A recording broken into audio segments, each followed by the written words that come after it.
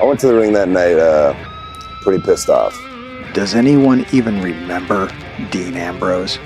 I'm almost certain Jon Moxley forgot him years ago. Maybe he took him out in a back alley one night after a show and beat him within an inch of his life and left him for dead in a pool of his own blood and bile. Moxley's time in WWE seems like a mere footnote in his career now. Yes, the Shield will always be remembered fondly, but most of his WWE run is best left forgotten. A cautionary tale to tell young wrestlers to put fear into their hearts before bed on a stormy night.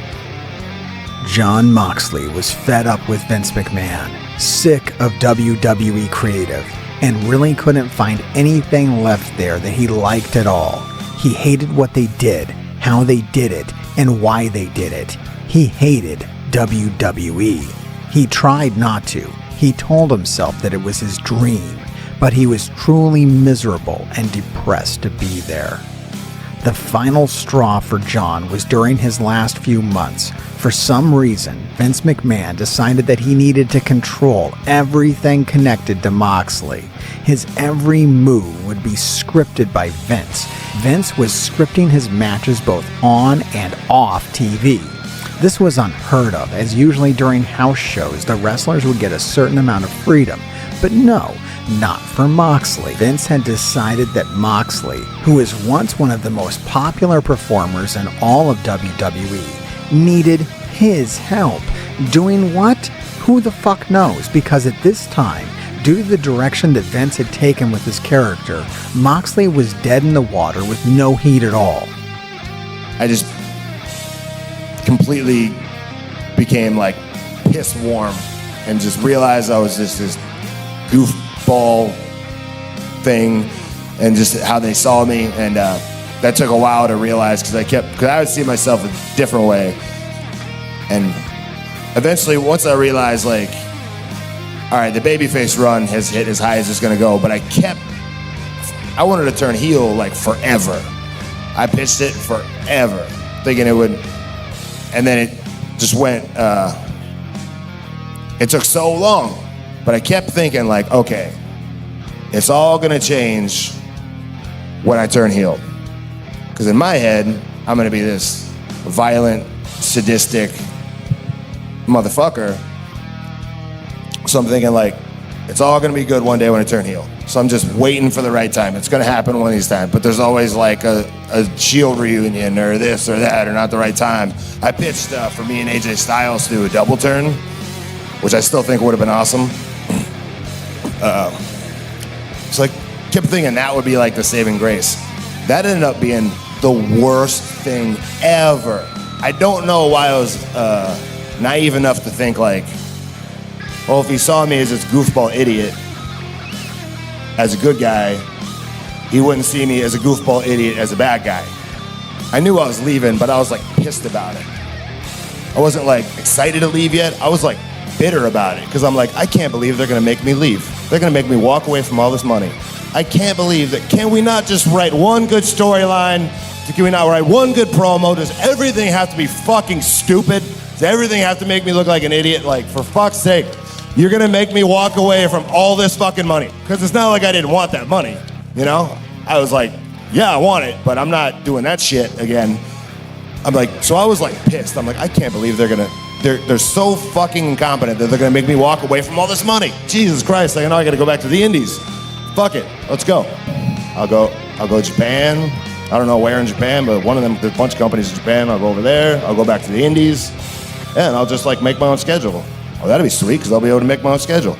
Dude, and I was like, man, we could have free time. We could schedule a vacation for once, actually. This is gonna be great. And I started to get excited about it. I'm like, that's when I was like, oh, I'm leaving. It's gonna be awesome. And then at that point, I got excited about it. And then, and that was before the AEW thing even happened. Once he made up his mind to leave WWE, the first call Moxley made was to Chris Jericho. The wrestling world was vastly different in 2019.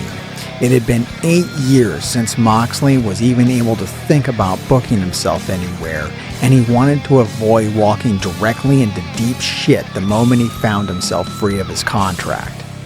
Moxley had no idea what All Elite Wrestling was. He saw it had some buzz going, but he thought it was just another small wrestling company like so many others that pop up all over the country. Moxley cautiously told Jericho his plans and why he was leaving, and Jericho, without hesitation, would say, "Yeah, that's why I left." After sharing WWE horror stories with each other for an hour, Jericho brought up AEW and told him that he just inked a deal there that would lock him into the new company for the next 3 years. Moxley would still be under contract with WWE until April, but he liked what he heard. No rules, no scripts, and the timing was perfect.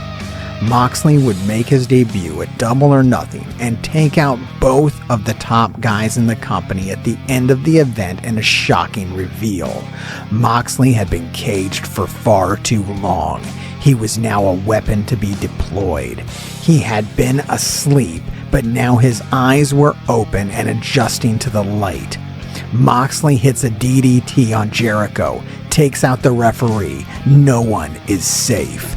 Moxley was back. Dean Ambrose was forgotten. Maybe he never really existed at all. Moxley hones in on Kenny Omega, and they brawl through the arena. Moxley will stand alone that night.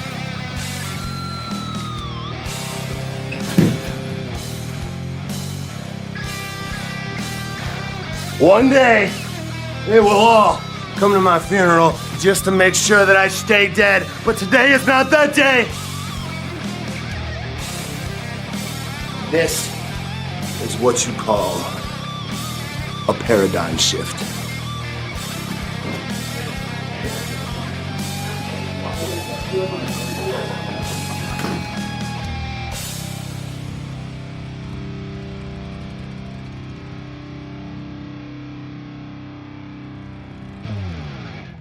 I've been telling people on this channel to subscribe, and they won't. Yes? What can we do about that? Can you help me out? Maybe if you tell them to subscribe, they'll do You it. threaten them. I'll threaten them If for you you. do that, that'd be great. Yeah. You don't have to do it till you're cursed.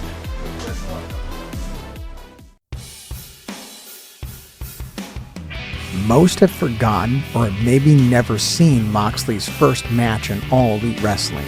Everyone saw his debut, and you might remember him viciously attacking Kenny Omega on the premiere episode of Dynamite.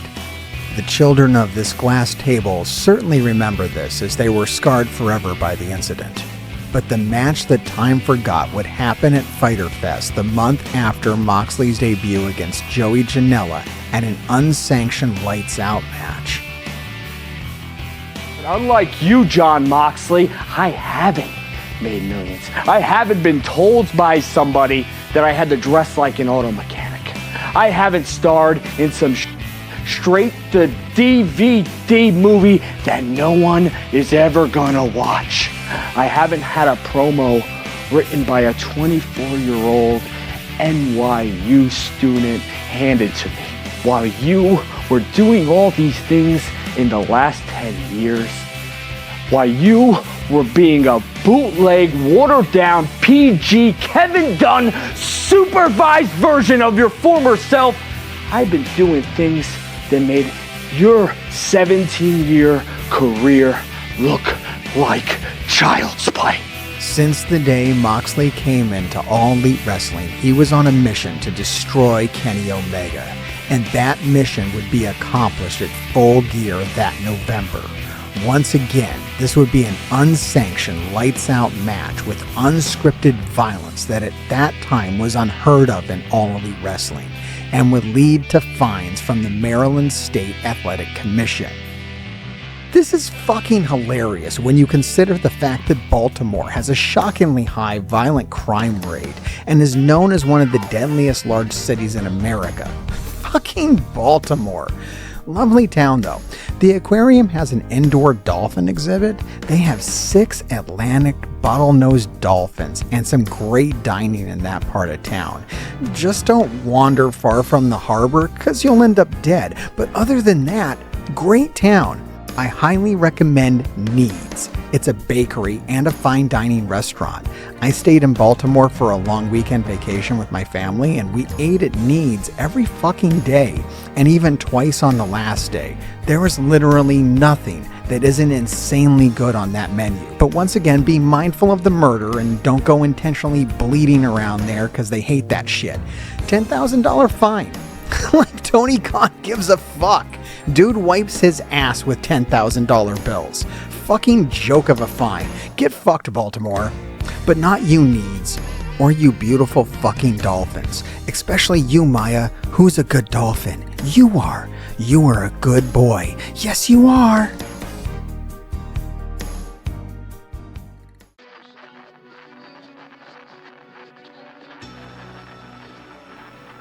Jon Moxley would defeat Chris Jericho for the AEW World Championship at the first ever Revolution pay-per-view in 2020. This would be the final AEW pay-per-view event to be held with a full audience before the COVID-19 pandemic and would complete Moxley's initial mission that he set into action from the first day in All Elite Wrestling. He had now defeated the two biggest stars in the company in a very definitive manner. There was no question who the true end boss of AEW was. Moxley would have one of the best and maybe one of the most underrated runs as AEW World Champion, with epic, career-defining defenses against Brody Lee, Darby Allin, MJF, and Eddie Kingston. Moxley would lose the AEW World Championship to Kenny Omega at Winter is Coming in December, ending his record-setting reign at 277 days and giving Moxley his first singles loss in AEW. Moxley would demand a rematch with Kenny Omega at Revolution in 2021 in an exploding barbed wire death match. Seriously. We're doing an exploding barbed wire death match? Like, we can do an exploding match? Nah. And I still was like, nah, they're not going to let us really do that. I tried not to even get myself excited about it. Because I get so excited. I've had years of like getting excited about stuff and pitching stuff. Yeah. It just never actually happened. So I'm like, they're not going to really let us do this. And now it's like, I'm just now starting to realize, like, as we're like, it's the week of the pay-per-view, I'm doing an interview like this, and I'm like, you're telling me I'm having an exploding death match. I'm like, oh, it's real. We're actually getting to do like this. We're really gonna. It's going down. It's happening. This is cool, it's man. booked. And people are excited. I'm obviously excited. I think fans are really excited about this one. And now it's like a reality. It's like just now becoming a reality. Like, oh, hell yeah. And in this situation, I'll just be kind of fully in my elements. This would be a love letter to Atsushi Onita, who created the match type in 1990 in Japan. The ending of this match being a homage to the epic ending of one of the most epic matches against Onita and Terry Funk. Onita takes his leave from the ring as the alarms ramp up, but then something happens. As Onita is leaving and there's only 10 seconds left, he dives back into the ring and attempts to wake up Terry Funk and pull him to the outside. When this won't work, Onita throws himself on top of Terry Funk to protect him from the explosion. As the smoke clears out, you see Onita clutching the body of Funk and him trying to help the fallen legend up to his feet. The visual is iconic, and one that is still shown in many retrospectives today. Seeing a torch being genuinely passed is a rare thing, and on this one occasion, it seemed perfectly done. If you want to know more about cool, weird wrestling stuff in general, make sure you go check out Grapple Vision. I've been working with them for over 6 months now, and I've even done voiceover work for a few of their recent videos on that channel. They're getting close to 100,000 subscribers there, and we are really pushing hard to get to that milestone, so if you haven't already, go subscribe and tell them Mr. Hartgrave sent you in the comments. This would be the first exploding barbed wire death match to take place on an American pay-per-view, and the first time it had taken place on American soil in 20 years. There had never been a successful attempt in the United States. The eyes of the entire wrestling world would be watching this match. And the match was maybe one of the single best barbed wire matches of all time. Just not so much the exploding part. The match was close to perfect right up until the end. Moxley defeated and left for dead in the middle of the ring, the timer ticking down to the inevitable explosion. Kingston comes running out. They try to stop him. It's too dangerous. He fights his way to the ring, covers Moxley to sacrifice himself to protect him from the catastrophic blast. Fucking shit.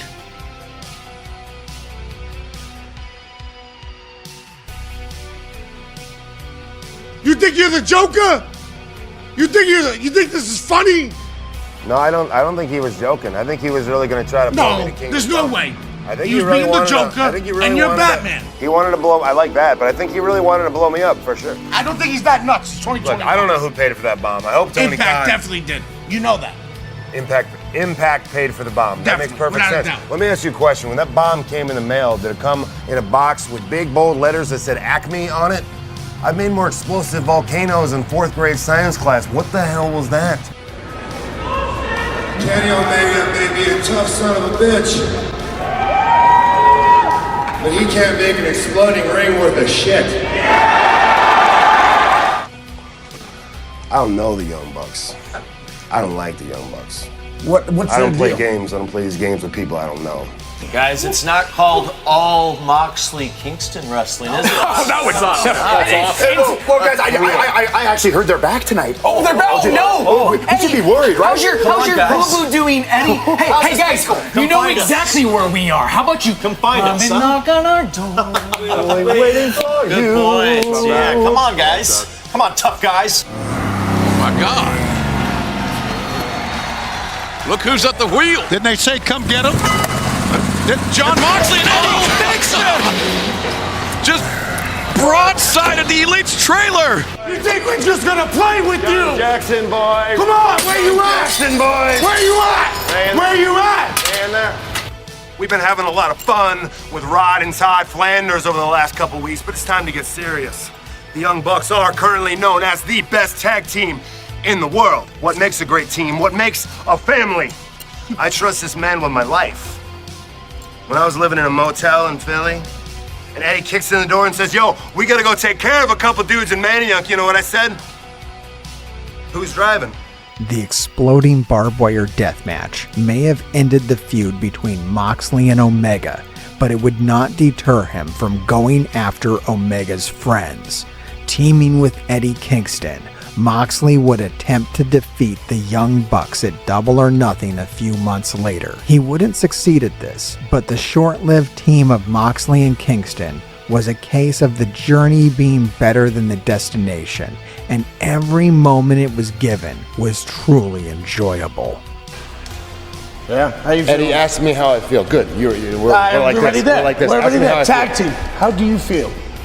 Not good, Eddie. Not in a good mood, okay? Not just because I got burned and lacerated, all that notwithstanding. Then I got handcuffed and beaten to a bloody pulp. You know, I'm not feeling too good. I should be on a beach in a hot tub right now sipping a Mai Tai, but instead, I'm going to war again because it's time to take care of my real problem. Night sweats. The night sweats are You've the seen the after night effect. sweats. The night sweats are. I've never seen anything like it in my life. Crazy nightmares. My chemicals are all imbalanced. Yeah. Wacky mood swings. You can attest to all that. You know. True. So you know, Yeah, when I no, say it it's- hasn't been easy, you know, like the not drinking part is easy. I don't have like.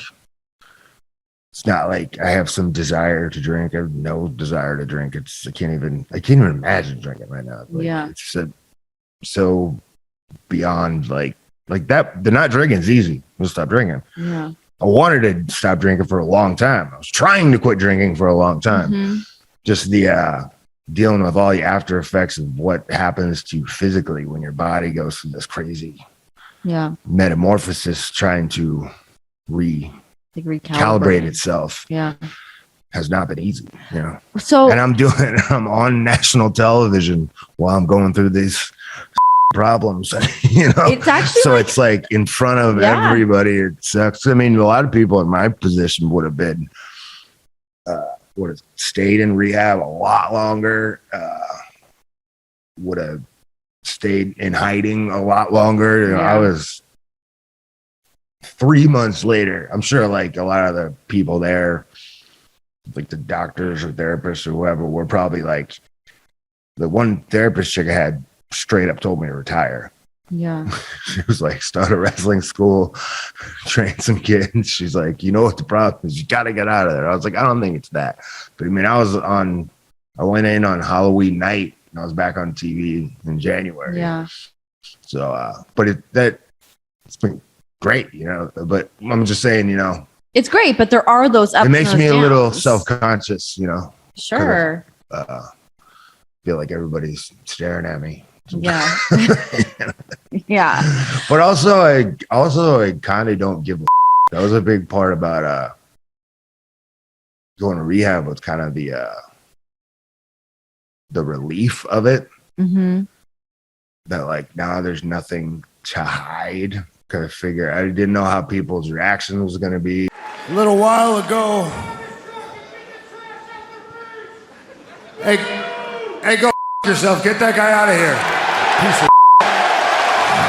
Well, he ain't changed much. Nothing bad happened. Yeah. I didn't total a car. Yeah, I want to make that clear on my end too, is that nothing ever. I think people thought like maybe something went down. Yeah, I didn't go to no. jail, nothing. Just like, I just couldn't stop. Mm-hmm. I was trying for the longest time, which sounds stupid. If you don't know, you just stop drinking. Here's the thing too, that I think that I didn't really know until I started dealing with this, but I don't know, if you never had to really look into it, you just might not know. Is if you just stop drinking, if you drink a lot, you can die. So the first problems that were like the whole like I mean, I've always drank. Yeah. Drink beer all night back in the day, whatever. Friggin' wake up, sleep 2 hours, go out, wrestle 25 minutes that No, you night. were like a high functioning alcoholic. Yeah. Yeah, I'll just after the show, just get up. You know what I mean? Wake up the you next just morning, fall sweat it asleep out. and- Never yeah. had any problems. Yeah.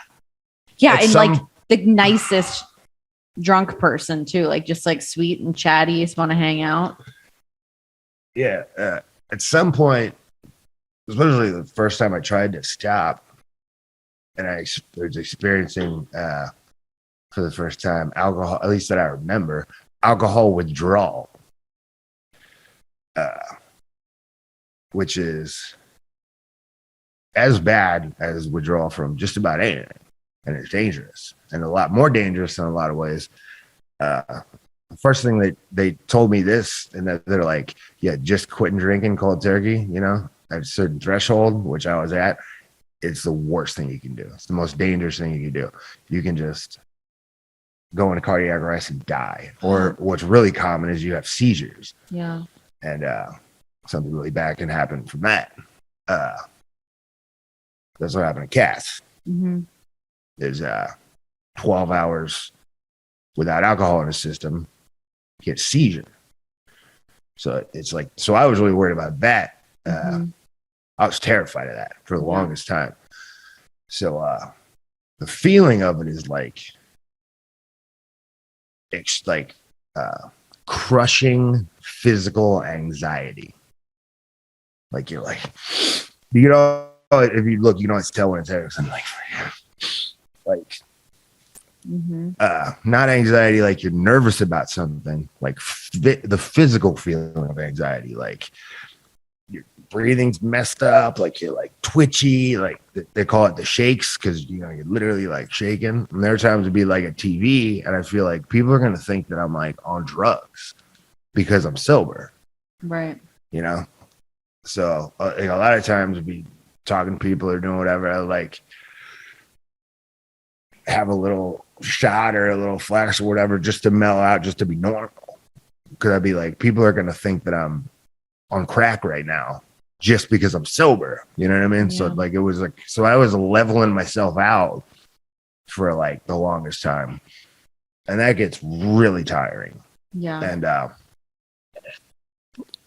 so like every night, especially like TVs, was like the longest days because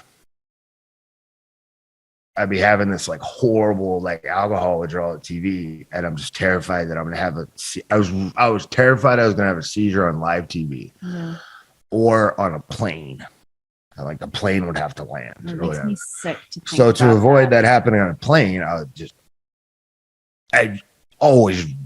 would never be at an airport on a plane without being nicely buzzed. Yeah. Like, but a lot of times I'd be like, if I didn't have time to like hit the bar before I get on the plane, or it's like morning or the bars are closed or something, you know, whatever, I'd just be sitting on the plane like, come on with the cart, come on with the drinks, like, because I'm like, I didn't know that about the planes. I knew that with the other stuff, but I never thought about that. I was real scared of like something catastrophic like that happening, you know.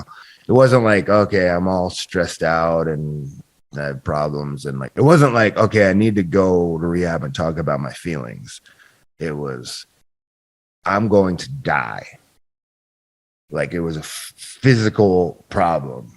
I need to recalibrate my whole system. Like I'm completely healthier and sober. It was time for Moxley to reclimb the ladder in 2022, and the first step for him in AEW would be to form his first faction there, the Blackpool Combat Club. There was only one way in, to bleed with Moxley, and that's just what Bryan Danielson would do at Revolution in March. After the match ended, William Regal would make his debut and force the two men to shake hands, and the Blackpool Combat Club would be formed. It was here that Danielson would enter his first real storyline in AEW by forming the Blackpool Combat Club with Jon Moxley and William Regal, who would act as the group's manager for the short time he would be with the company. So it came about just very organically, and it was just this idea of how do we make me and John's match more interesting when John came back. And the idea, I think the original idea was, okay, you guys get into a confrontation, you're watching the matches, and then, you know, you're like, I want you, or whatever it is. And I was like, what's more interesting is if my original idea to fight him, or was not to fight him, would just be to join him. Well, why do I want to join him? To make wrestling better. Well, what else could we do? And then like in my head, I'm thinking like, okay, how could I convince him that I'm not just trying to fool him, that I actually want him to do this thing? So then I cut a promo saying like, imagine the world that we could create if like you and I team together and we take some young guys and we take them under our wing and we fucking teach them how this business should be, goddammit. And like, and when we got to the back after the thing, John was like, yeah, you were pretty persuasive out there. I'm in. And then I think persuasive enough that we just joined together after we fought. It'd work without me. Right. It's just, you got the perfect act, and I got, thankfully it got asked to be a part of it. And it works on many levels because it's not an act. As silly as that got, the reasons, most things that really work well in wrestling on in this strange world we're in, it's not an act. You have to believe in it somehow. Well, we really do think that we're all better wrestlers than everybody. Sure. We really do believe in taking young talent, and like no different than when I spotted Bryan. Well, people go, oh, you helped Bryan. No, Bryan helped me more than I ever helped him, because he came to me as a young person who wanted to do this. So Wheeler's getting that treatment off the three of us now. Same with John. When I first met John, I like him because there's a mystique to him, and I like the way he does his things and he talks. So this is all as real as it gets Shortly after forming, the young wrestler Wheeler Yuta would join after a rather bloody and violent star-making performance with Jon Moxley.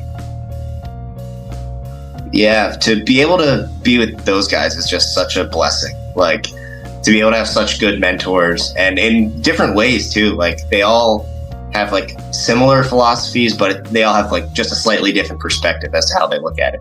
Like, I could get different advice from John than from Brian and from Claudio, but it's all such good, helpful stuff, and it's just finding the stuff that works for me.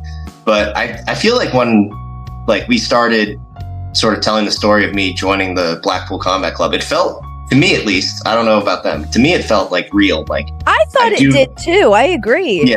Like, I really did feel like, all right, I have to prove myself. Like, if I go into these matches, and I had a vague idea of where I was going, but no one had given me like the definitive, like, this is going to happen. Yeah. So I felt like when we're having these matches, I'm like, if I don't bring it, if I don't really prove myself to these guys, like, they're not going to want me in their group. They're not going to want to be tied to me for the next however long, however many Blackpool years. Combat Club's forever, baby. Exactly. It's for life. So I was like, I've got to really make sure that I do actually earn my place here. And that was some, like, obviously you're fired up for every match, but that was some of the most like fired up I think I've ever been for a wrestler. It was just, this is me proving myself. Yeah, I found out about the Brian and the John match on the day of. So I was like, all right, I really have to, like, as soon as I found out about it, I was like, all right, let's go, let's turn it on. The first big moment for the faction would come with the announcement of the first ever Anarchy in the Arena match to be held at Double or Nothing that year. They would be facing the Jericho Appreciation Society in what would be a losing effort for the newly formed group. But losing seemed to spark something in Moxley, and not only would he go on to a notable victory over Kyle O'Reilly to earn a chance to fight for the interim AEW World Championship at Forbidden Door that year, but Moxley would ultimately become the interim AEW World Champion by defeating Hiroshi Tanahashi at that event. Fueled by his victory over Tanahashi at Forbidden Door, Moxley and the BCC would go on to defeat the Jericho Appreciation Society at Blood and Guts, avenging their loss to the rival faction earlier that year. And then finally, the match does end with the Blackpool Combat Club being victorious, and I'm giving it another +1 because I just really like the vibe at the end of this. I like how they had some time at the end, maybe because Santana got injured, I don't know. But they had a lot of time up at the top of the cage. You got all the Blackpool Combat Club guys on the top of the cage, just like talking to each other and helping each other up and everything. Just really cool vibe. I really liked it. It was a cool way for it to end.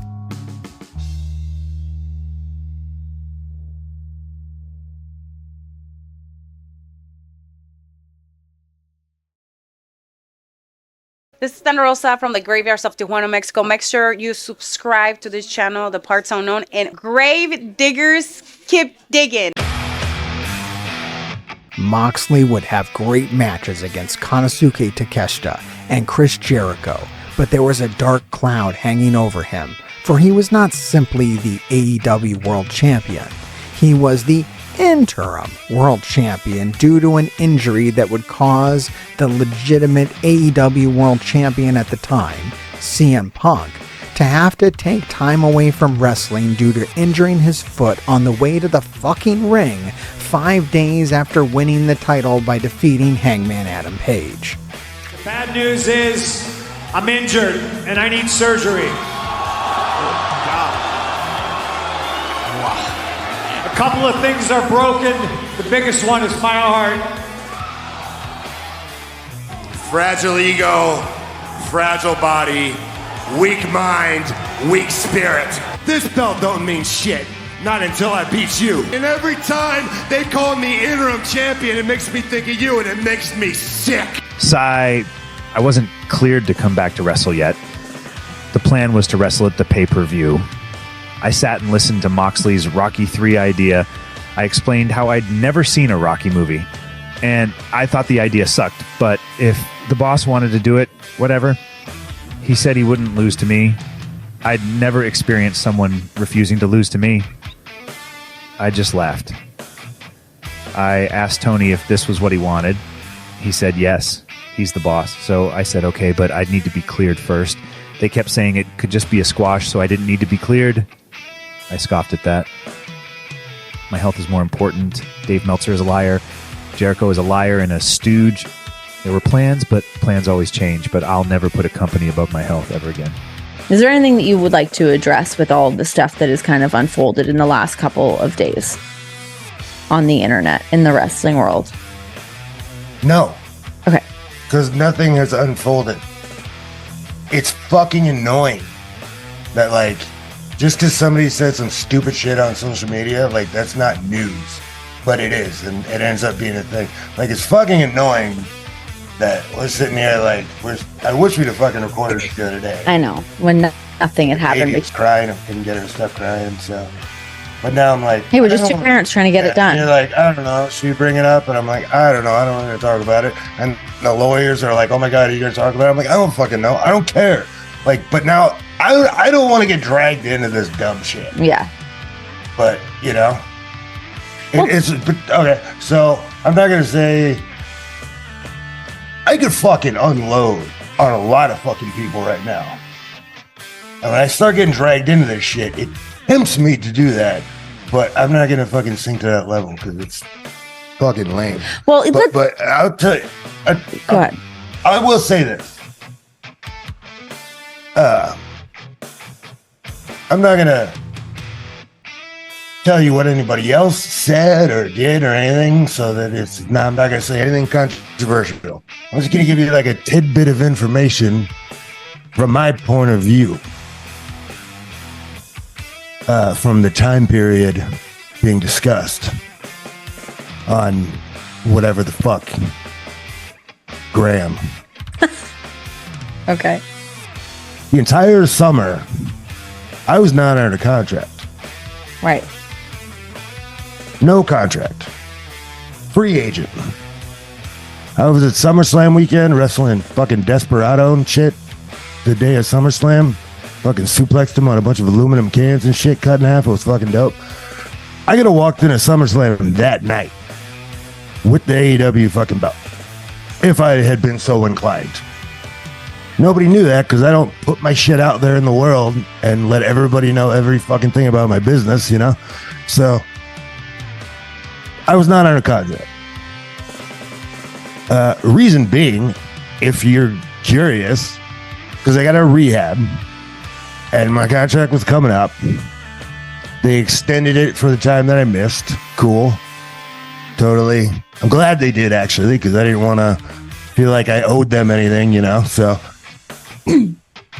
they extended it a little bit. It was coming up. They're talking to me about it. And the last thing I wanted to do when I first got out of rehab, because all they were telling me is like, basically, logic would tell you don't go back to wrestling because you're just going to fall into the same old habits, right? Mm-hmm. So I wanted to just like ease back into it and see what life was like on the other side. And the last thing I wanted to do was just hurry up and sign a big long-term commitment. You know, and when because what if shit started going off the rails? And I don't know. Like, yeah. And what I told him was like, look, you know, once it got to pretty quickly, I was like, man, actually being sober is awesome. This is fantastic. I'm having so much fun. Mm-hmm. I was looking forward to coming to TVs. I was working with my friends, Blackpool Combat Club, me and Brian and shit. I was like fucking regal. Like, this is great. You know, and they're talking to me about signing a new thing. And I was like, if everything just stays exactly as it is right now, I'll be here forever. You can pay me in cash in an envelope at the end of the night. I don't give a fuck. But I can't tell you what I'm going to feel like in 6 months. Right. Especially not in 3 years or 5 years. And once I make a commitment, then I will push through injuries and I will push myself too hard and I will do all these things that, you know, things like that add up and it leads you down the road or whatever, you know what I mean? So sure. I just kind of I was not in a hurry to make any kind of grand commitments, you know, at first. Mm-hmm. So That being said, during this time period, the night in Cleveland? fucking what's his dick's talking about was in Minneapolis. It was the night he came back and was hopping around on one foot and all that and bumping around Inner Circle or whatever after me and Jericho wrestled in a badass match, by the way. So we're talking later about stuff. Now keep in mind, at this time, this is my whole point. I basically don't work there. For all intents and purposes, I don't even work here. Tony is not my boss. I don't even have to be in this room. I don't have to do shit. So even me being in this room and offering and agreeing to a storyline that puts you over at the pay-per-view, if anything, I'm bending over backwards for Tony and for this dude and for the company and everybody. Because I didn't have to. I didn't have to do shit. Right. If anything, I was bending over backwards. Mm-hmm. So that's it. Okay, so here I've got a couple That's it. It's not even controversial. I'm just telling you. No, those are just facts. Those are cut and dry keep that in facts. fucking mind. Okay, so my questions to you then, just like based off of that, and this doesn't even have anything to do with that situation. That can be the only piece that you say in the situation. What's up to you? I don't care. But this has been sort of a situation for you in terms of like anytime there's been a little bit of a, oh, something's happening. Oh, we got to do something. A lot of things have fallen on your shoulders. And I think it's pretty fair to say you, as one of the cornerstones of AEW, your run as champion. And I mean, even if you want to go back to the pandemic days, but I think specifically you being able to step in if somebody's injured, if someone's in a situation that you have been that guy. What kind of pressure comes with being that guy in situations when you haven't necessarily, it's not been planned out, but you step up in those occasions? I mean, that's what a big part of my career has been. Yeah. You got to be ready to seize opportunities when they arise. Mm-hmm. I think last time we did this was right before Forbidden Door, when I got slotted into Russell Tanahashi, which turned out amazing. Right. You know, so that was just an opportunity. Got to be ready for that stuff. So for young wrestlers listening, you know, you never know what's around the corner. So, you know, be ready at all times, you know? It really is crazy to think of like your career with things like that happening. It's not just now. And like, I've never been like, it's never been like the plan to build everything around me. Right. You know, the only time when it was kind of like that, the pandemic happened and the whole world shut down. So, yeah. You know, that's the only time that ever happened. Yeah. But, you know, does it get like annoying sometimes to be like, you know, if you'd have just fucking gone with me in the first place, like we wouldn't be fucking going through this again. Right. It kind of does, but also like, no, it's all good. Like, I don't complain. I see the good in everything, and I'm just still having so much fucking fun. Mm-hmm. And like, life is so fucking good right now. And I don't want any negative bullshit. Right. Like, what's to fucking complain about? You know, like, ugh. Well, like, and I guess you can kind of like unload on that a little bit of just like the frustrations of not even this situation, but I will say this, you know, and I hate to say, I don't think I've ever said anything even remotely negative about AEW, but I will say this as an observer. It seems like, you know, I spent 8 years on the Indies, spent a couple years in WWE developmental, spent like 8 years in WWE. I have never seen so much bullshit drama in one place in my entire fucking life. And I hate to say that, but it's like, And I don't know if it's because of the age of social media, shit gets like blown out of proportion. Right. Like one person types one stupid fucking drunk tweet and all of a sudden it's all anybody wants to talk about. So, short story short, CM Punk returns. Moxley beats him within a few minutes on a Dynamite before All Out to become the full, real AEW champion. Then 11 goddamn days later, CM Punk beats Moxley to end his official second reign in 11 days. But then, you know, CM Punk is CM Punk. What did I ever do in this world to deserve an empty-headed fucking dumb fuck like Hangman Adam Page to go out on national television and fucking go into business for himself? For what? What did I do, Dave? What did I ever do? Didn't do a goddamn thing. And I will still walk up and down this hallway and say, if you have a fucking problem with me, take it up with me. Let's fucking go.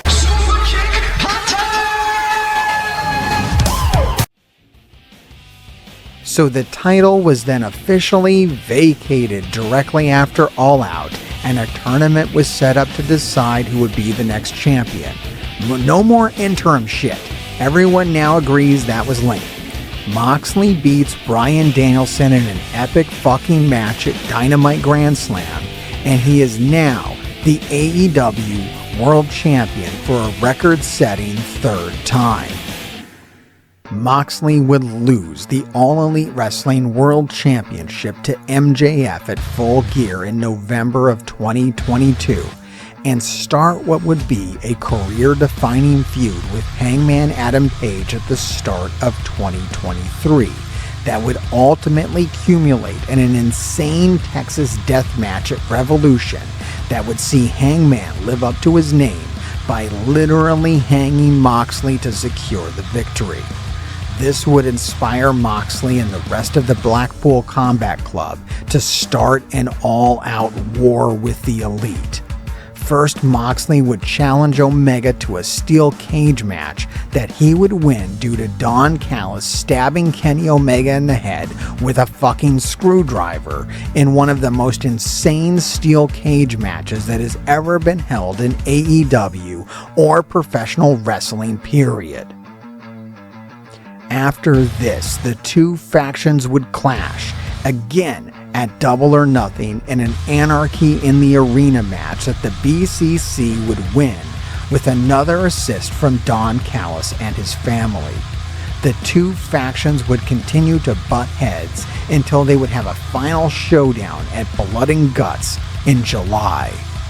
Blood and Guts 2023 probably has the best storytelling out of any of the Blood and Guts to date. Moxley produces a bucket of glass and everyone is bumping into this glass like the entire time. The glass comes into play like a lot. Although no one gets thrown from the top of the cage, we do get a bed of nails. And not only do we get a bed of nails, but we get Kenny Omega thrown into the bed of nails twice. Jon Moxley takes a bump on them as well. That is absolutely nuts. Another thing that's absolutely nuts is Pac from the top of the cage stomping through one of the Young Bucks through a table.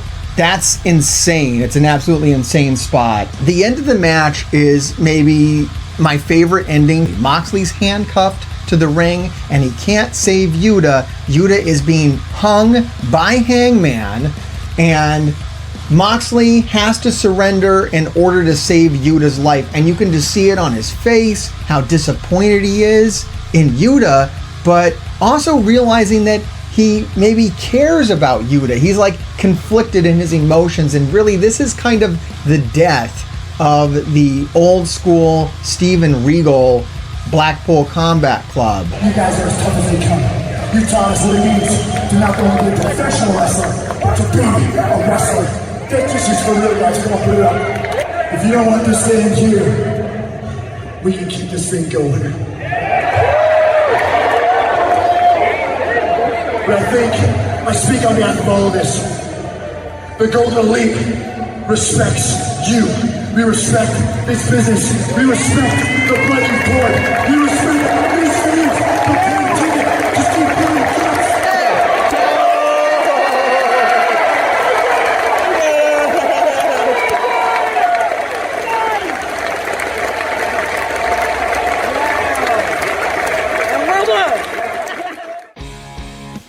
Moxley and the Blackpool Combat Club would start a feud with the Best Friends stable that could not be contained inside a wrestling ring. First, they would battle in a parking lot, then at Wembley Stadium, and finally, Moxley would defeat Orange Cassidy at All Out in Chicago for the International Championship that Orange Cassidy had worked so hard to establish that year. However, due to suffering a concussion in a match against Rey Fenix at Grand Slam just 17 days later, Moxley would give up the International Championship earlier than expected. When Moxley returned, he would try to defeat Orange Cassidy to regain the title he originally won from him at All Out, but he would be unsuccessful. Jon Moxley is one of the best professional wrestlers in the world. He'll go down as one of the best professional wrestlers ever. And he is tough. His skull hurts when I punch it. There was a time where Jon Moxley, put the company on his shoulders, and he carried it through some tough times. And there is so much respect I have for Jon Moxley, and I knew that this mountain of Jon Moxley that I had to climb would be very, very, very difficult. And I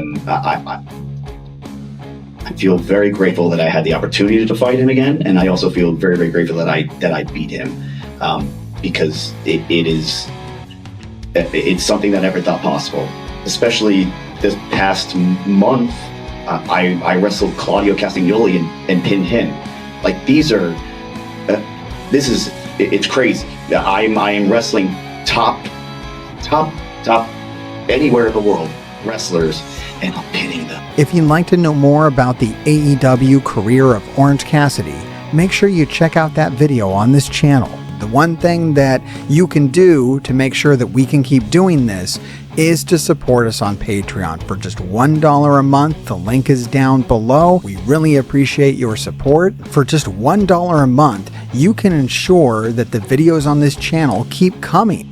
And if you'd like to see more videos like this one, the best way to do that is to subscribe and ring that bell a few times until it turns solid. Apparently, if you just click it once, it's not good enough. Why isn't it good enough? I don't know. It doesn't seem fair, does it? What can I say? YouTube can be pretty unreasonable when it comes to these things. And here's the sad truth. Even if you subscribe and ring the bell until it promises to alert you when new videos drop, it probably still won't. So what will you need to do if you like this channel and you want to see all the videos released here is to go and get a 4x6 postcard and write to YouTube directly. Tell them that you very much like the videos on the Mr. Hartgrave from Parts Unknown channel, and please, please, please notify me when new videos drop. Short of that, my best advice would be to simply come back once a week and click on the videos tab on the channel and see what I posted this week and watch all the videos you haven't seen. Trust me, they're all super good. Especially that 1-hour video on Will Ospreay that totally didn't break my brain and leave me a broken shell of the man I used to be.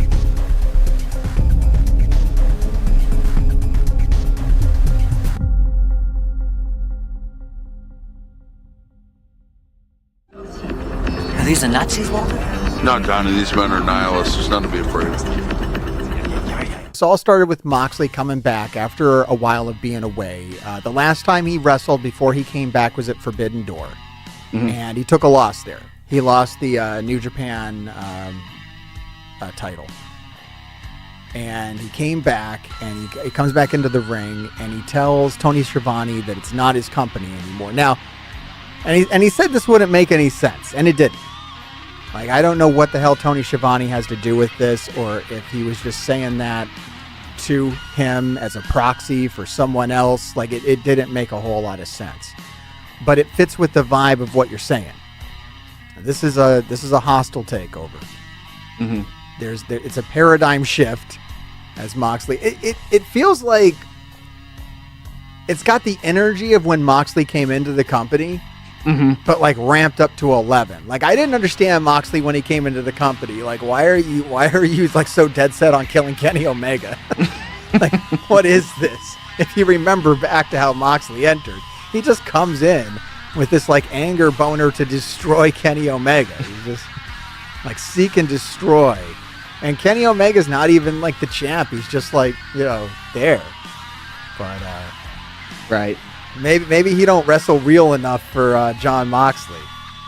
I think at the time Kenny Omega kind of represented what Moxley craved. A former captive of like WWE, feeling trapped inside his own bad creative. Kenny Omega represented that freedom.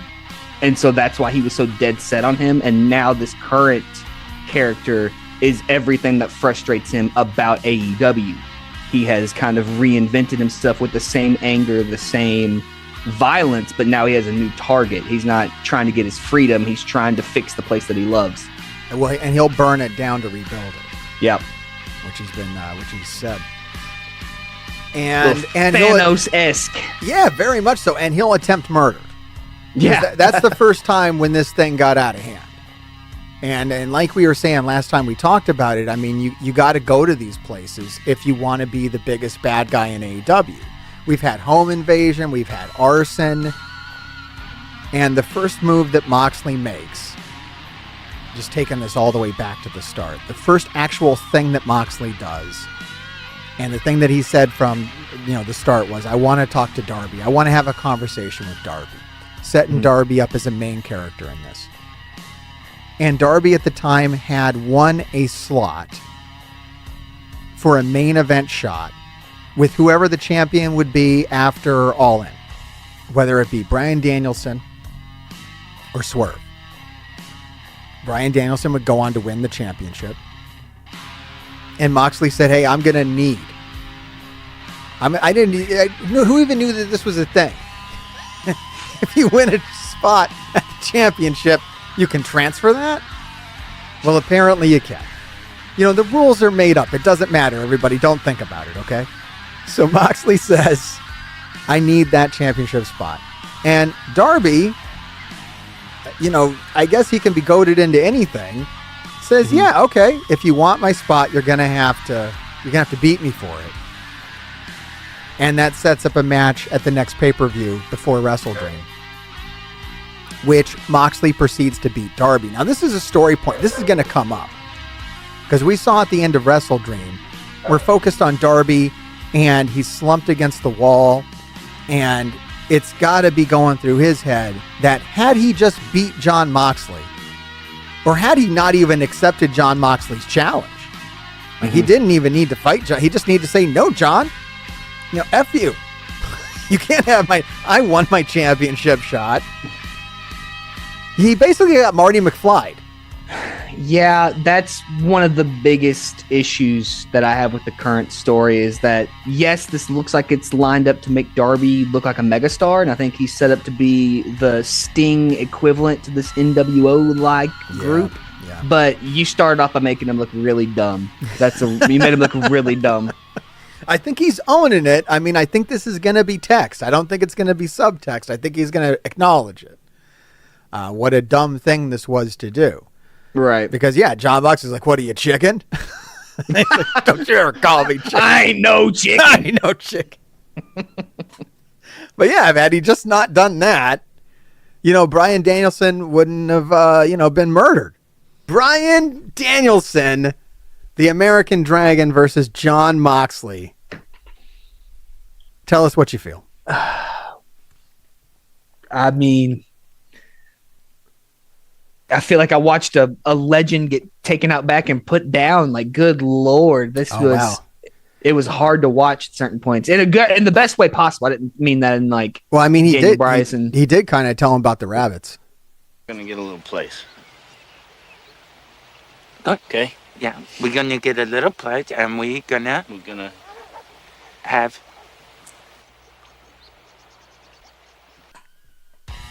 So this is our next development in the story. Jon Moxley wins the world championship from Bryan Danielson. Attempted murder. Now the Moxley Combat Club is a unified group. I believe Yuta comes out. It looks like he's going to save. I guess that already happened in the previous pay-per-view. I think Yuta's just fully in now. He's fully absorbed into the group. He's part of the mob. And they come out.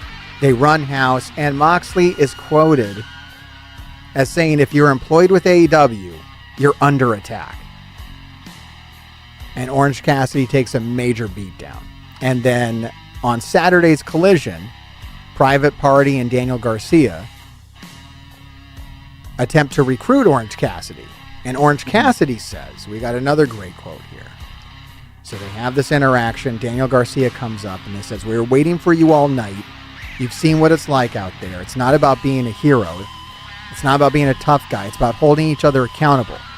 We're coming to you because you've been there before. You beat all these guys before. And I think it's time for you to step up. And Orange Cassidy says, I've been there before. Every time I step in that ring with one of these guys, it changes me. I'm no leader. I'm just not that guy. So now people are seeing this as like, Orange Cassidy, why isn't he going to step up? This is the story. Right. No, that's what they want you to think. This is what they want you to eating it. They're taking the bait. Like that's they absolutely are.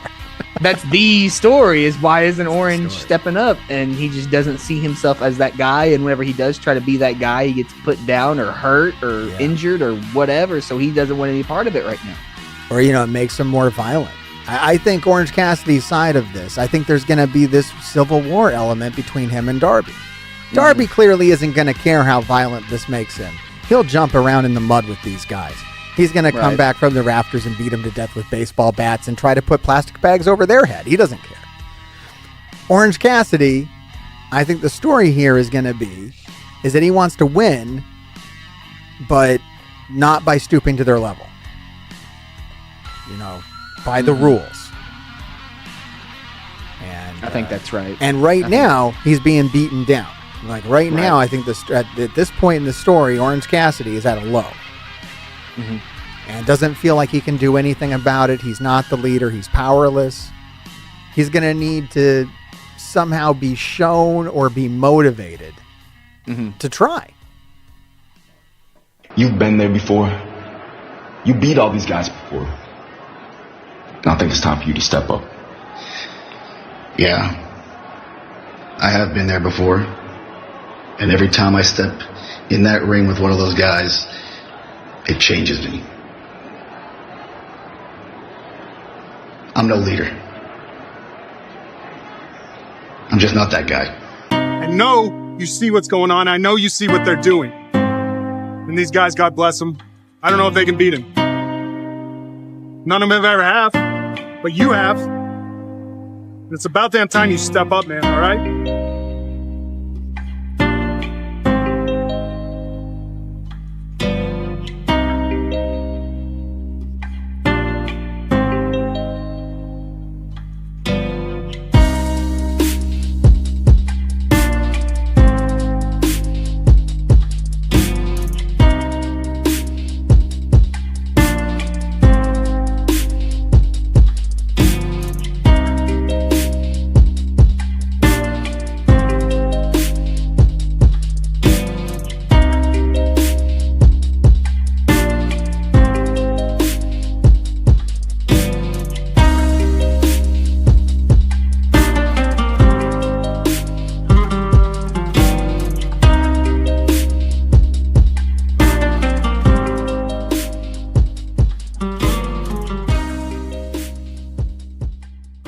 We're going to talk about Jon Moxley versus Orange Cassidy.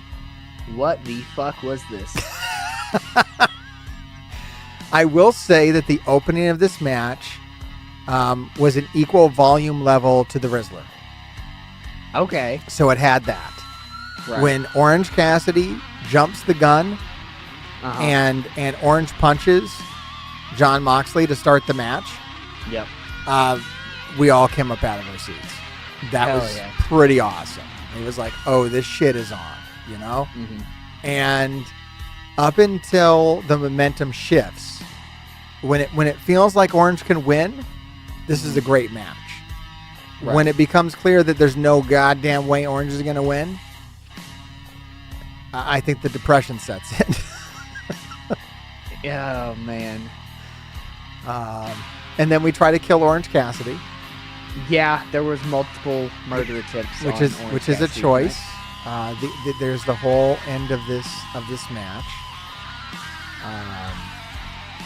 Orange Cassidy gets some color. Mox hasn't bled in a long time. Have we noticed? Yeah, I haven't weird. seen him all red-faced. He's making blood other guts. people bleed now. Nobody makes me bleed my own blood. Yeah, but Mox is done bleeding. Now he makes other people bleed. He'll wear your blood. He's like, oh, the internet doesn't like me to bleed. Well, I'll make everyone else bleed. Oh, he really wore his blood. I forgot Oh about that. yeah, he just gets that all over. I mean, I do love this version of Moxley. This is my favorite Moxley.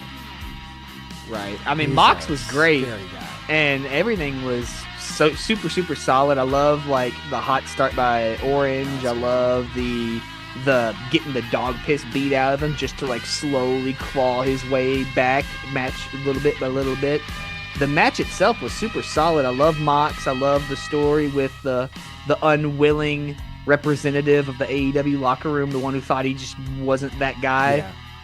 Everything about it was really good. They lost me at the finish, but good lord. The finish is wild. I do like how towards the very end of the match, Orange does put his hands in his pockets out of defiance, which is pretty great. It's like, yeah, you think you're badass? I'm putting these hands in these pockets. You ain't got shit. It's a great move. I like how it's morphed over time.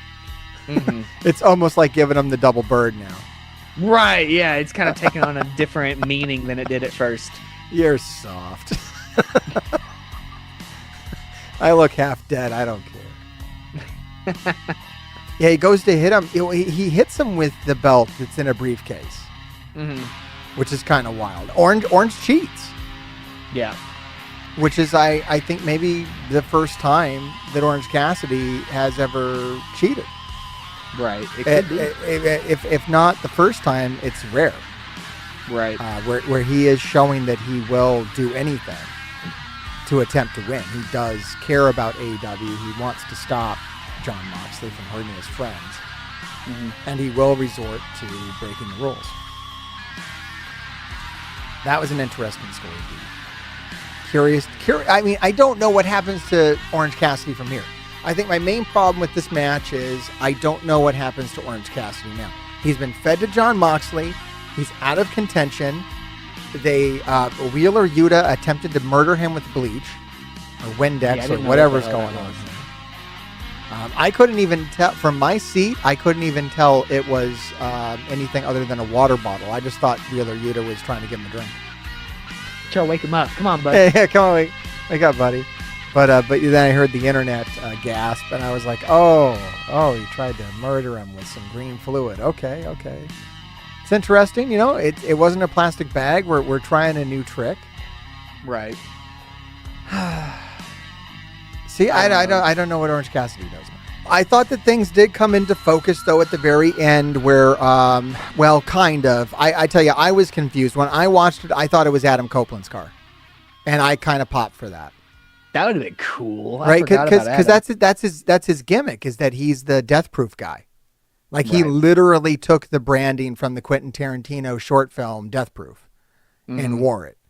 And so when the car came and it looked like a nice car with skulls painted on it, I was like, oh, Adam Copeland. But no, it was Darby. Darby doing his own stunt. He drove that car himself. Still the AEW World Champion. What the hell? Who was driving that car?